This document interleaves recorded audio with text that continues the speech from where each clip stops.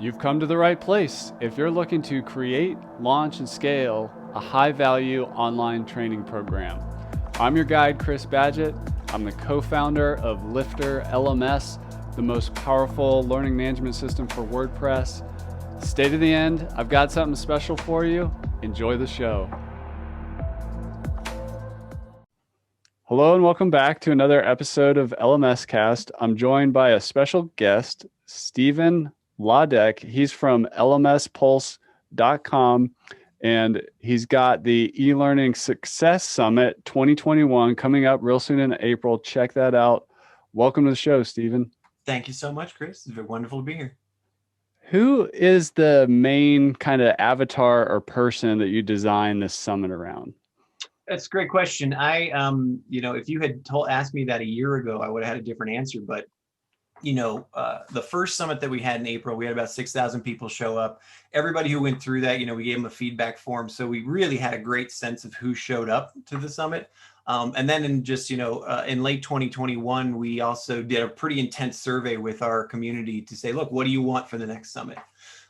And so the answer is about 50% of the people who show up for the summit and people who read LMS Pulse on a sort of weekly basis are teachers. They're instructors, and these are mostly higher education professionals.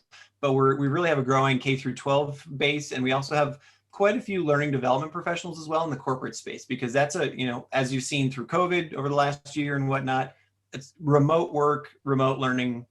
It's going to be it is. This is the new normal, right?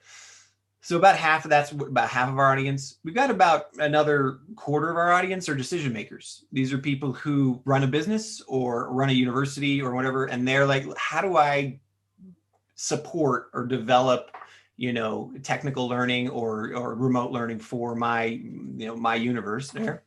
And then, that last quarter are instructional designers. People are sitting in server rooms, people who are actually building on the back end. And so it's, kind of a smattering of the rest of the e-learning universe. That's who comes to us. That's awesome.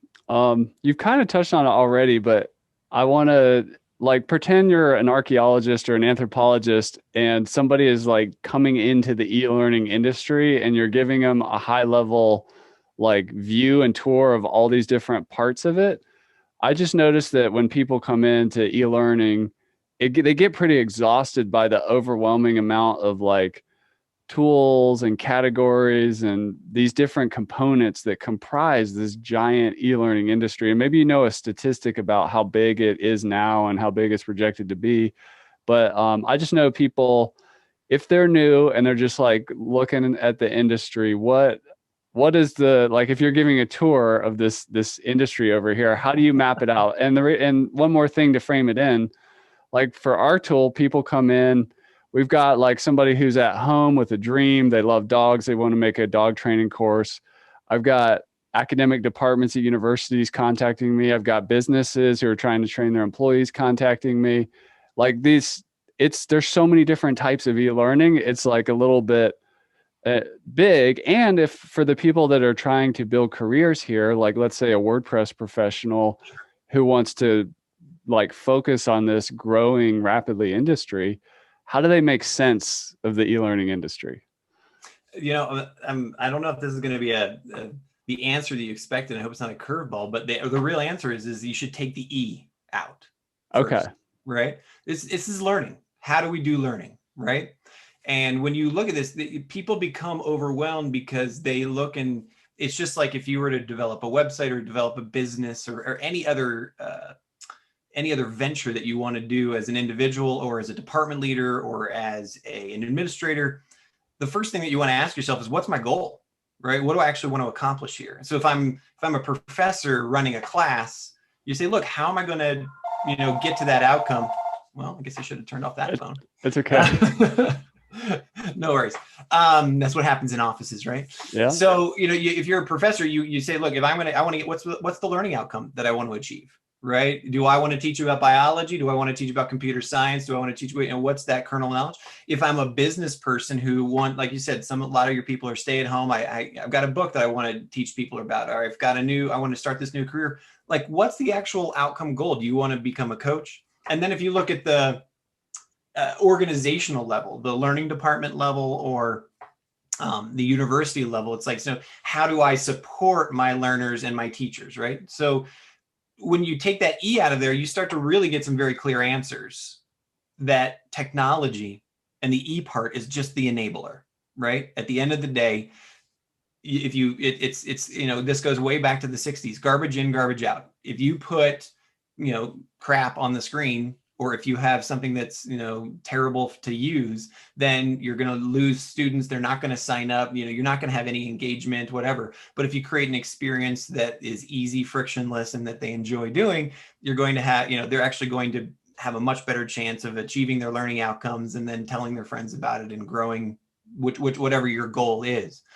So when I look at you know, the architecture of what's out there in e-learning, you wanted to know how big it is. I mean, this is billions of dollars a year, right? So this, you know, we've, especially over 2020 with COVID and everything like that. I mean, we just saw a massive leap in what the e-learning industry looks like, right? Before 2020 it was like about $4 billion, but now it's miles above that, simply because large universities, corporates have had to make major investments quickly. And then, you know, that was a big spend, but now they're all kind of turning around and going back and saying, look, how do we create this sustainable? Because this is now the new normal. So when I look at it, no matter who you are coming into this industry, what you want to say to yourself is, what's my goal? And then what's going to achieve that? Like LifterLMS, this is great for, you know, someone who is either an individual or a small team. I know that you said you've also got big organizations that use it as well, but it's like, I'm a do-it-yourselfer. I'm somebody who wants to get it up and running quickly, and, you know, but still have sort of a base of support that is going to be able to lift me up. And then, you know, there are other needs in other organizations out there on the other end of the spectrum for the Moodles, the D2Ls, the Blackboards, the Open LMS, you know, the Sakai's of the world, where, all right, I have a campus of 100,000 students, and I'm going to have a system that connects to a student record system, connects to grading, you know, like all of these more complex offers. And, you know, what do I do to set that up quickly and roll that out? So I can see how you could be overwhelmed, but again, dial it all the way back to what's my goal, and, you know, what's my learning goal and my learning outcome, and then let the technology enable you to achieve that. That's awesome. And I often use a story to help people with a similar answer, which is that learning is what makes us human, and it's everywhere. It's from like a baby copying an adult's face to like an older person like mentoring and passing along a life's worth of work and everything in between. It's literally what Well, makes it's funny too. And not only that, but it's really, what I find funny is that we have all these conversations and everybody immediately thinks of like the college student going to school, you know, doing the remote learning, or like me, I got 3 kids, they're all doing online learning, you know, right now. But if I'm in a business, let's just say I sell cars, I've got to teach my sales force. I've got to keep them up to date on the latest trends, the latest things, right? You know, so that's a learning moment, right? Post customer support. It's a huge, like Jeff, this guy named Jeff from Motrain. I don't know if you've ever heard of Motrain, but you know, he's got one of these great gamification, you know, sort of back ends where, you know, one of his critical successes that I absolutely love is, I buy a product, you know, then let's just say I buy a washer or dryer, you know, to pick the most bland thing in the entire world. You know, the companies that start working with Jeff is that, you know, he then, you know, his system comes out and says, hey, look, show me that you set it up correctly. Show me that you know how to use it. Show me that you know, have, you know, you've completed your first laundry, you know, et cetera. And it gives you points and credits going forward. And that actually ends up taking you to a store where you can get swag, you know, and stuff like that. And it's just, he does this for customer support. He does it for sales teams. And then obviously for more traditional kind of pathways that you and I are thinking about. But learners are everywhere, and we're all learning every single day. And, you know, no more so than right now in history, right? I love that. I love that. Yeah, and when you see like a YouTube video, like you're trying to fix something in your house and it has 1 million views, like there's just this learning intent is everywhere. Yeah. Not Hey, just man, and all the YouTuber successes out there. I mean, again, my 3 kids, right? How many, you know, Diamond Dan, you know, from Minecraft, how many downloads a day does he get, you know? And he's just, my kids are just absorbing, right? That's learning. Boom. That's awesome. Well, I know engagement is one of your focuses, and there's a couple, I call them the dirty little secrets of the e-learning industry, which are like the low completion rates that a lot of people talk about. I know there's been studies where it's somewhere around 10% or something like that. And in our world, in WordPress and whatnot, and this is a while ago, this is what we started our company on, is like this idea that you just need a membership site, you put up a paywall and you put learning content on the other side and that's it. I'm like, that's just the beginning. That's not it.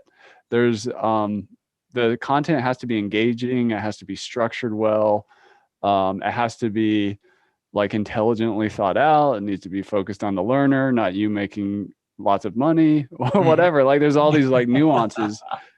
Right. And I think we all hear this as course creators or as learning designers or as IT professionals, but how do we design for engagement? And how do we like, take that abstract term, like we sense what that means, but how do we actually do it in a learning environment? What are some principles and tactics? Sure. Just to give you a couple other, let's put the reality on the stage right now. Again, I keep using these guys as my examples, but my kids, right?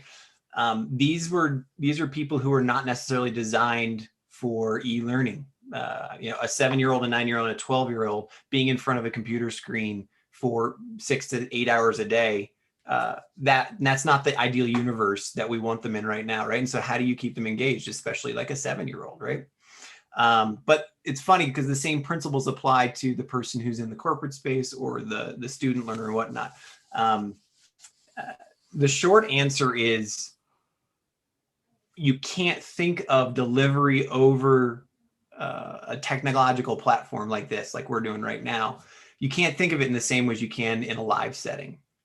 In a live setting, again, there's a woman named Britt Andrietta. She was our top speaker at the first e-learning success. I'm happy to say that she's going to be our one of our keynotes for the one in 2021 as well. She's a brain science professor. She worked, she was the head of lynda.com. She was not the head, but she was the chief learning officer there that now became LinkedIn Learning. This woman knows what she's talking about. She goes through the whole process of what does it take to actually keep our brains engaged and actually connect, right? And one of those is the human factor. So like when we're in a room together, we actually trade pheromones. We actually trade energy that they can detect, which keeps us engaged. There's the social construct about, people are watching me and these kinds of things. That doesn't happen online, right?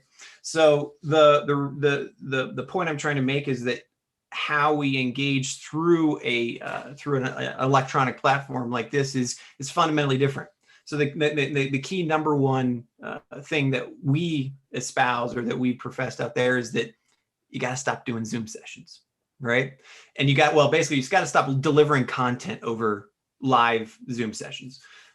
And this is the difference. You've probably heard it 100 times, the difference between asynchronous and synchronous learning, right? So synchronous learning means that we are synchronized. That's what synchronous means. That means that we're in real time and that we're actually engaging and sharing content. Asynchronous means that you've delivered content to me as the instructor. I'm downloading it. I'm digesting it. I'm preparing for that synchronous moment.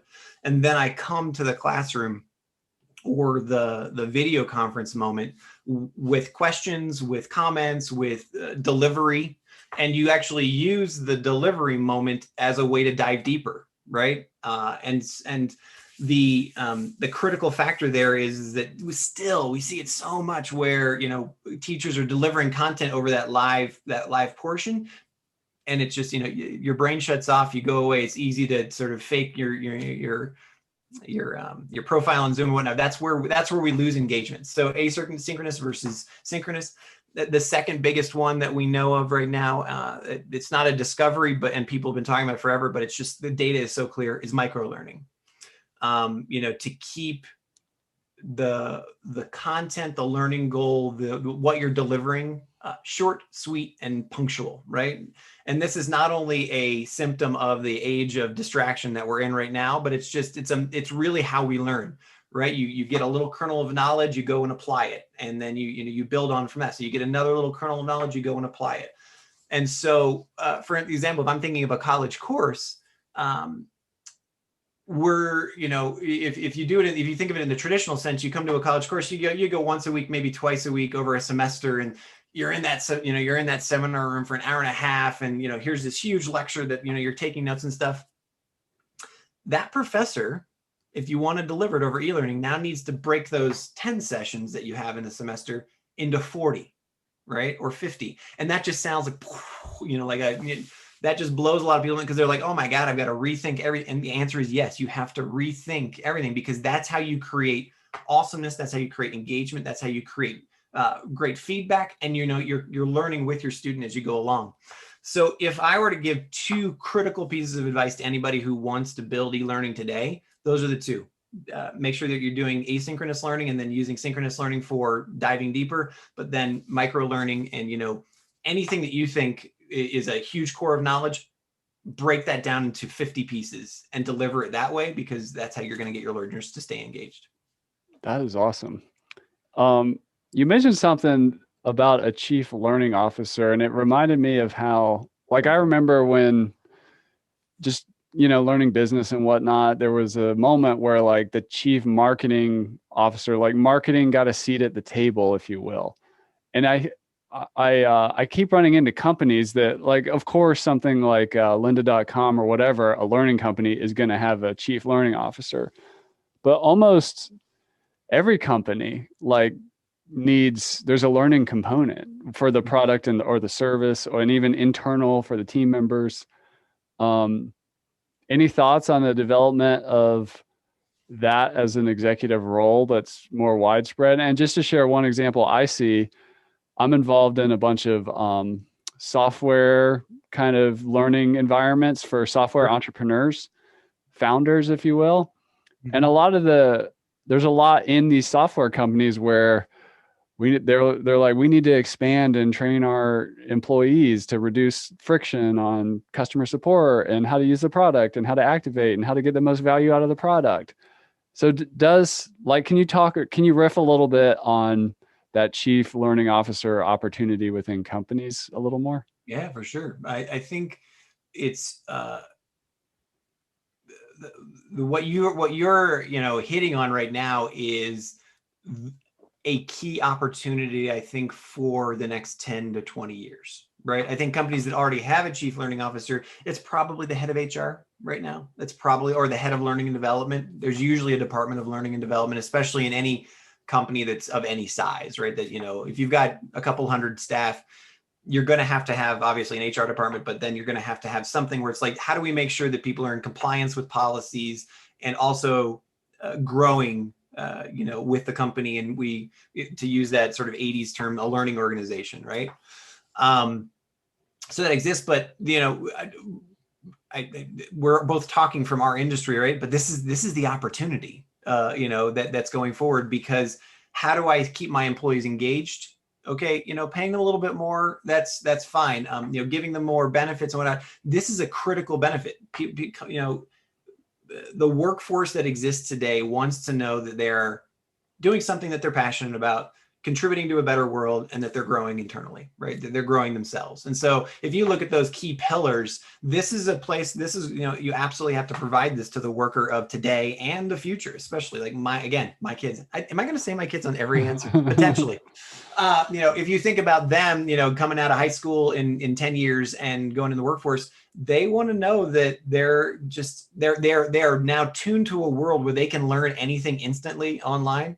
And so they want to know that they're continuing to grow. So where do you find this person? I think the wrong answer is to look for them in the HR department. And, to all of my colleagues out there who are in L&D and HR, this is not, a strike against you, but I think you want to look for somebody who maybe is a little less traditional. I think you want to look for somebody who's entrepreneurial and someone who's probably a little younger.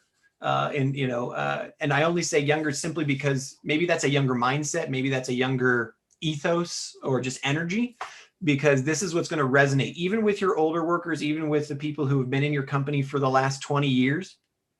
It just brings that vitality and that vivaciousness and that optimism for what's possible in the future, because that's where learning starts, right? I want to solve a problem. I want to figure out how do I, not only I get better, but how do I contribute, right?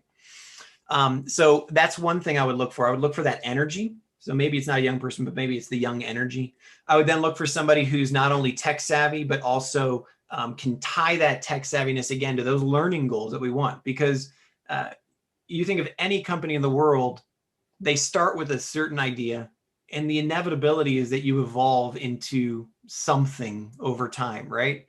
And that it is often not usually what you thought as the founders, what you thought the company was. And that's where you find your learning goals are going to become super critical, because you're going to get great ideas from your staff. You're going to get great ideas from your customers. You're going to get great ideas from the mistakes and the fails that you have. How do you learn from them? How do you get people to grow from there? And then third, how do you build that into the ethos of the company so that staff are rewarded for continual growth, right? Again, not going back to Jeff at Motrain, but there's other ways to say, look, are you continuing to build a new muscle, or are you continuing to build the muscle that you already have so that your sales are stronger, or our support is stronger, or maybe our product design is stronger, or whatever it is. Consciously rewarding that. It doesn't have to be monetary all the time. I think a lot of times, vacation days, or just a little bit of swag, or even just recognition can be massively powerful operators and levers for company owners or leadership to say, look, we really appreciate it. We want you to be a part of this, and we're going to continue to reward you for being this this player within this community. So I think you're right. I think it's a huge opportunity. Maybe not at the executive level, but definitely at the director level in any company. Somebody who's caring and feeding for this, and they should have a seat at the table. That's awesome. Let's talk a little bit about tech and get into open source. What is your view of open source software for learning? And for those that are kind of new to the term, can you just provide a little primer on what open source means and how it's different from a learning solution that might be more of, in my language, I would call it a walled garden SaaS, which is total full of technobabble, but it means it's not open source. Proprietary. There you go. Yeah. So talk about the open source angle, and just to give people an idea, like WordPress, the software is open source. There's a lot going on in like cryptocurrency that's open source. Mm-hmm. It's just a different approach. So tell us about open source and e-learning. Sure. Open source, again, just the ethos of open source is that, anyone, anywhere should be able to enter into the business and enter into have access to this technology enabler at no cost, right? At the end of the day, or at extremely low total cost of ownership. So the most famous open source software in the universe today is something called Moodle, Moodle, which actually stands for like modular open source, learning environment. It was invented by a guy named Martin Dugiamas about 15 years ago in Australia. And to give you a sense of where that is at right now, they have something like 300 million users, right? Wow. This is not a small, effort. There's literally millions and millions of Moodle sites. And it's also not something that is small potatoes. This powers some of the biggest universities and powers some of the largest corporations in the world. Ultimately, at the end of the day, what it is it's a very low cost of total ownership. But what that means is that the university or the business or the individual has to not only download it, but then install it and do it themselves. That's it's the classic WordPress example.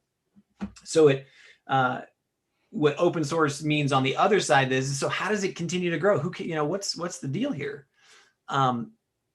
Usually it's like, as in the case of WordPress and Moodle, let's use both of these as the examples. There is the inventor, and then there is a core group of people that have created a company that continue to contribute to the open source core software so that it grows and it continues to interact with the universe well and all these kinds of things. And they do that not out of the goodness of their heart, but because there's, the business comes back to them in another way. But ultimately, they want to make sure that it's fresh and the latest and greatest, because that is how it stays, relevant in the universe. But again, anybody can then download it and use it. At the same time, there's this giant community of developers who contribute to it, right? So again, what usually happens is that you have a core software that is the core functionality. In the case of Moodle, it's the core learning management system. But then you have thousands of developers and interested parties around it who create plugins or attachments or APIs or connections to this in some way that extend the functionality. So is that a different grading book, or is that a different theme, or is that a different design in the way that the actual technology not only functions, but the opportunities for functionality? this is where I think most of your listeners right now will get overwhelmed, right? It's like, Yeah. holy smokes, do I have Yeah. to do all of that? The Right. good news is no. The answer is no, right? If you want to, you have the ability, like you or me, anybody right now, they can go to Moodle.org, they can go to, many of these different open source, they can go to LifterLMS right now and click download, boom, and you can take off and running if that's what you want to do. The good news is that there's an awful lot of service providers out there who are also creating very low cost or no cost solutions to get you up and running, and then maintain or manage it and whatnot. Again, I go back to that very first question you asked. It's like, what's your learning goal? Who do you want to be, right? I think for 99.9% of people out there, they have a learning goal that they want to put out there. They have a business goal that they want to achieve. And the learning management system is really an enabler of that. So if you already have a tech team, if you already have maybe a developer that you work with, if you're an individual, or if you're already a big organization, let them build that and then you concentrate on the learning goal. But if you're in tech, sure, why not? Why would you choose open source over a proprietary system? That's, the big, the real big question. Why do you choose Microsoft over Linux? Why do you choose, Microsoft Office over Google, Google Sheets or, the Google Office suite? At the end of the day, it ends up becoming, what's the value proposition? With, for instance, so here's one of the great things. It's a great example. Moodle had a huge presence in North America, and actually around the world for a very long time. Their competitors were Blackboard and D2L and Sakai. And then, about 3 or 4 years ago, a little more than that probably now, I think I'm showing my age. There's this new player on the block called Canvas, right? Now, Canvas says that they're an open technology and they're based on an open software. But at the end of the day, they've done what many successful companies done. They've taken a core technology and they've made it a walled garden, right? But here's what you get when you get a walled garden. You get something that works all the time. You get, when you have a product or support request, you get, you get a very clear path about, okay, hey, look, there's a bug. It's going to be fixed in exactly 3 weeks, or it's going to be fixed in exactly 2 days. Customer support changes. The design and the flavor of it is very clear, so that you have, if I go to a Canvas community, across the world, I'm going to know where to click. It's going to look and taste and feel very, very similar. It's just like, if I open up a Word doc on your computer or my computer or anyway, I know what that Word doc looks like. That's not to say that it can't be designed and changed and themed to whatever university, but Canvas ate everyone's lunch in the higher education business over the last 3 or 4 or 5 years, right? They went public. They became a private organization. They've actually had a rebuy now. But that's all politics. But the point of the story is that what many universities found was that the total cost of ownership of having an open source piece was much, much greater, because they had to continue to support it and develop it and figure it out, and then rely on this community to develop things and whatnot. And so that can be straining. Whereas if you have a nice, slick solution come in like a Canvas, many organizations chose to make the switch, and it was quite a sensational growth. I think it's still quite sensational. It's it's kind of plateaued at this stage. So really, at the end of the day, you look at what are the learning goals of your organization or your institution, or your business. And you ask yourself, what is it that how can I best support that? Do I have a large department that can, really support me in this? Or am I a super, technologically savvy, and this is something I'm passionate about, I love, I want that to be a part of who I am? Those are all great choices to do open source. There's also other really fantastic choices. I mean, the open source community, just the people themselves. I mean, we haven't even gone down that rabbit hole, but just you're talking about millions of people who are going to support you, who are going to become your friends, who are going to meet up with you. It's a huge community. But then there's the proprietary solution where it's like, look, out of the box, I know it's going to work. I know it's going to work fast. I know that I'm going to get support relatively quickly, and there's those kind of considerations as well. But there's a higher cost of total ownership for it. That's awesome. I appreciate the breakdown there. Well, let's kind of end it out on the conference, the summit. So it's coming up, Elearning Success Summit 2021 in April. Give us the pitch. What's sure. it? Yeah, tell us about it. Sure. So the eLearning Success Summit, we're going to have it in April of this year. I'm assuming when this airs.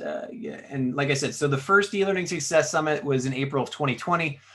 We wanted to, make a statement that e-learning was here to stay. We got really lucky. I don't know if luck is the right word, but that COVID happened. We timed it really, really well. We looked like geniuses for 5 minutes because we had already planned out this conference. The first conference, like I said, when we talk about community, we had 6,000 people show up to the first conference. We had 41 speakers, again, from the biggest LMS companies to, instructional designers, K through 12, higher education, corporate learning, everything from, what does e-learning mean? What does the tech look like to how do you design courses? How do you create engagement to, what does the data science look like, right? How analytics, we haven't even touched on the power of e-learning, right? The power of being able to understand what every click does. That's another episode entirely. So we had some really great success with that. So much so that we decided to do this again in April of this year. What we found, again, from that feedback from from the people who came and from our community was student engagement. That's the place where we're all really, really struggling in this new normal. This is going to be something that we're all going to deal with, not only in education, traditional education platforms, but in corporate environments and in our own lives. How do I stay engaged? So the conference is designed around, what do I do as a person or as a teacher or as an instructor to create that engagement? That's day one. The second day is around design principles. So how do I design a course, or how do I design a learning environment, or how do I design, an environment that is, engaging? And then the third day is, what are the tech, what is the tech that enables that? So those three, that's how we break down the conference for 3 days.